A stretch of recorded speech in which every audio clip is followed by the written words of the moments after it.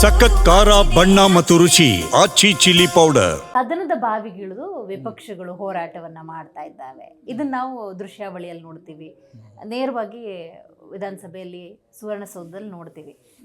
ನಿಜಕ್ಕೂ ನಿಯಮ ಅದೇನಾ ಸರ್? ಸದನದ ಬಾವಿಗಿಳಿದು ಪ್ರತಿಭಟಿಸೋದಕ್ಕೆ ಅವಕಾಶ ಎಷ್ಟರ ಮಟ್ಟಿಗಿರುತ್ತೆ? ಯಾಕಂದರೆ ಎಲ್ಲೇ ಮೀರಿದ ಹಲವಾರು ಘಟನೆಗಳನ್ನು ನಾವು ನೋಡಿದ್ದೀವಿ. ಸ್ಪೀಕರ್ನ ಎಳೆಯೋದು, ಸ್ಪೀಕರ್ ಮುಖದ ಮೇಲೆ ಆ ಪತ್ರಗಳನ್ನು ಹರಿದು ಎಸೆಯೋದು, ಇದೆಲ್ಲ ನಾವು ನೋಡಿದ್ದೀವಲ್ಲ, ಇದ್ರ ಬಗ್ಗೆ ಏನು ಹೇಳ್ತೀವಿ? ಇದು ಭಾಳ ದುರ್ದೈವ. ಈ ಏನಿದೆ ಸಭಾಧ್ಯಕ್ಷರ ಗಮನವನ್ನು ಸೆಳೆಯೋದು ಇವ್ರ ಕರ್ತವ್ಯ. ಈ ಕೈ ಎತ್ತಿ ತೋರಿಸ್ತಾರೆ, ಕೆಲವ್ರಿಗೆ ಕೊಟ್ಟವ್ರಿಗೆ ಕೊಡ್ತಾರೆ, ಫ್ರಂಟ್ ಬೆಂಚಲ್ಲಿರ್ತಾರಲ್ಲ ಅವ್ರಿಗೆ. ಇನ್ನು ಕೆಲವ್ರಿಗೆ ಹಿಂದೆ ಇರೋರಿಗೆ ಹೊಸಬರಿಗೆ ಅವಕಾಶಗಳು ಕೊಡಲ್ಲ, ಆಯಿತಾ?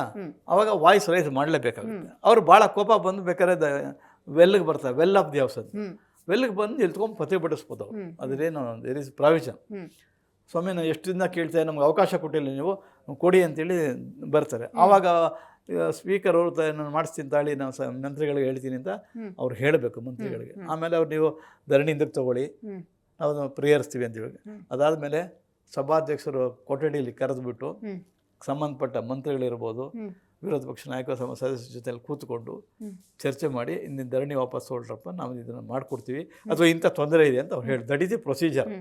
ಅದು ಏನಿಲ್ಲ, ಇವರು ಪ್ರತಿಭಟಿಸ್ತಾರೆ, ಅವರು ಆಮೇಲೆ ಕೋಪ ಬರುತ್ತೆ, ಬಿಲ್ ಹರಿತಾರೆ, ಪೇಪರ್ ಬಿಸಾಕ್ತಾರೆ. ಆಮೇಲೆ ಅವರು ಹೌಸ್ ಅಡ್ಜರ್ನ್ ಮಾಡ್ತೀನಿ 15 ನಿಮಿಷಕ್ಕೆ 20 ನಿಮಿಷಕ್ಕೆ ಅಂತ ಹೇಳೋದು, ಹೊರಗಡೆ ಹೋಗ್ತಾರೆ, ಬರ್ತಾರೆ, ಒಪ್ಕೊಳ್ತಾರೆ, ಮತ್ತೆ ಮಾಡಲ್ಲ, ಅಷ್ಟೇ. ಅದು it has become routine affair, ಯಾವುದು ಧರಣಿ.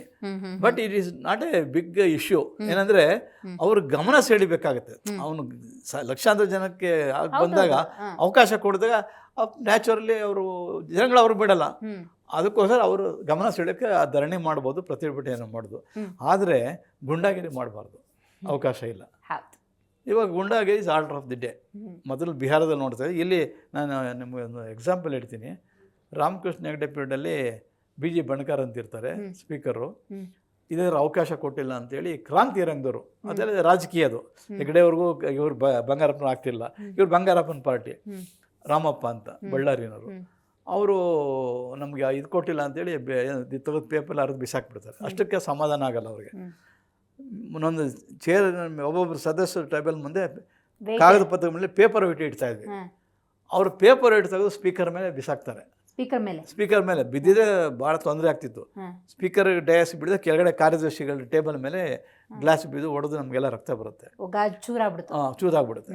ಅಷ್ಟಕ್ಕೆ ಮೇಲೆ ಹತ್ತು ಹೋಗ್ತಾರೆ, ಮೈಕನ್ನೆಲ್ಲ ಕೆಳಗೆ ಬೀಳಿಸ್ತಾರೆ, ವೈರ್ ಕಟ್ ಮಾಡ್ತಾರೆ, ಸ್ಪೀಕರ್ ಟೋಪಿನ ಹಿಂಗೆ ಎಗರಿಸ್ಬಿಡ್ತಾರೆ, ಬಣಕಾರ ಟೋಪಿನ.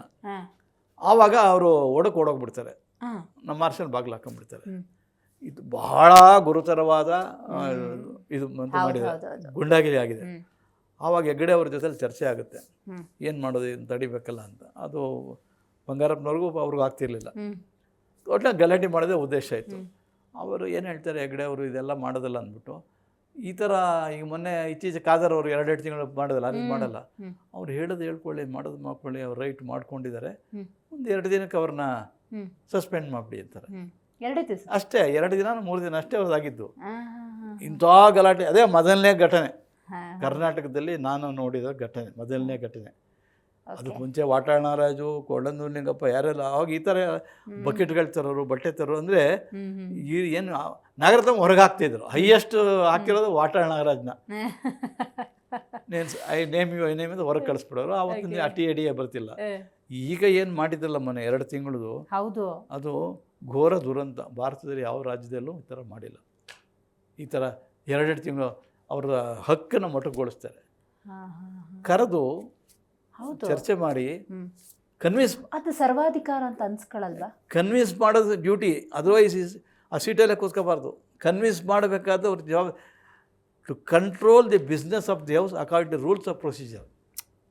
ನಿಯಮ ಈ ರೀತಿ ಇದೆಯಪ್ಪ, ನಾನು ಇದು ಅಂತ ಹೇಳಿ ಕನ್ವಿನ್ಸ್ ಮಾಡಿ ಮಾಡೋದೇ ಅವ್ರ ಕೆಲಸ. ಎಸ್, ಇಲ್ಲ ನಾ ಸೀಟಿಗೆ ಲಾಯಕ್ಕಾಗಲ್ಲ. ವೈಕುಂಠ ಬಾಳೆಗ ನಾಗರತ್ನ ಮೇಲೆ ಹೇಳಿದ್ನಲ್ಲ, ಹೇಗಿತ್ತು ಅಂದರೆ ಆ ರೀತಿ ಇತ್ತದು. ಹಂಗಾದ್ರೆ ಸರ್ ಅದು ಸರ್ವಾಧಿಕಾರ, ಒನ್ ಸೈಡೆಡ್ ಅನ್ನೋ ಫೀಲಿಂಗ್ ಅನ್ನು ಕೊಟ್ಟಂಗಲ್ವಾ? ಏನಾಗುತ್ತೆ, ಪಾರ್ಟಿಯಿಂದ ಬಂದಿರ್ತಾರೆ. The moment A member is elected us speaker, ಆ ಪಾರ್ಟಿನ ಮರ್ತು ಬಿಡ್ಬೇಕು ಅವರು. ಪಕ್ಷಾತೀತವಾಗಿ ಕೆಲಸ ಮಾಡಬೇಕು, ನ್ಯಾಯಾಧೀಶರ ಥರ. ನ್ಯಾಯಾಧೀಶರ ಥರ. ಆದರೆ ಈ ನಡೀತಾ ಇರೋದೇ ಬೇರೆ. ಎಲ್ಲರೂ ಮುಖ್ಯಮಂತ್ರಿಗಳ ಮುಖ ನೋಡಿಕೊಂಡು ನಿರ್ಣಯ ತಗೊಳ್ತಾರೆ. ಇದು ಆರ್ಡರ್ ಆಫ್ ದಿ ಡೇ. ನಿಯಮಗಳನ್ನ ಪಾಲಿಸೋರು ಕೇರ್ ಮಾಡಬಾರ್ದು. ನಾಳೆ ನನಗೆ ಇದು ಯಾರ ತಂದ್ಕೊಳ್ಳಿ, ನಾನು ಇರೋವರೆಗೂ ಈ ಸೀಟಲ್ಲಿ ನಾನು ನ್ಯಾಯ ತೋರಿಸ್ತೀನಿ ಅಂತಂದ್ರೆ ಅಂಥ ಸ್ಪೀಕರ್ಗಳು ಬರ್ತಾ ಇಲ್ಲ. ಈಗ ಹಾಗಾಗಿ ಈ ಸದನದ ದಾರಿ ತಪ್ತಾ ಇದೆ, ಹಳಿ ತಪ್ತಾ ಇದೆ, ಕ್ರಮ ಬಾಹಿರವಾಗಿ ಹೌಸ್ ನಡೀತಾ ಇದೆ, ಕೋಟ್ಯಾಂತರ ರೂಪಾಯಿ ದುಂದು ವೆಚ್ಚ ಆಗ್ತಾ ಇದೆ. ಈ ಬೆಳಗಾಂನಲ್ಲಿ ಮಾಡ್ತಿದ್ರು ಬರೀ ನಾಮಕಾವಸ್ಥೆ ಅಷ್ಟೇ. ಏನೇನೇ, ನಾನು ಬೆಳಗಾಂನಲ್ಲಿ ಮೊದಲು ಹೋಗಿದ್ದೀನಿ ನನ್ನ ಸರ್ವಿಸಲ್ಲಿದ್ದಾಗ.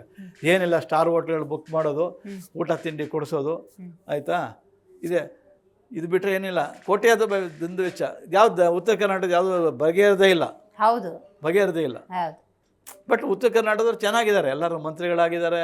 ಒಳ್ಳೊಳ್ಳೆ ಬೆಂಗಳೂರಿನಲ್ಲಿ ಕೋಟ್ಯಾಂತರ ರೂಪಾಯಿ ಭಾಳ ಅಲ್ಲಿ ಎಲೆಕ್ಟ್ ಆಗ್ತಾರೆ, ಇಲ್ಲಿ ಬಂದು ಮನೆ ಇಲ್ಲಿ ಬಂದು ಪ್ರಾಪರ್ಟಿ ಮಾಡ್ಕೊಂಡಿರ್ತಾರೆ. ಇಷ್ಟೇ ನಡೀತಾ ಇರೋದು.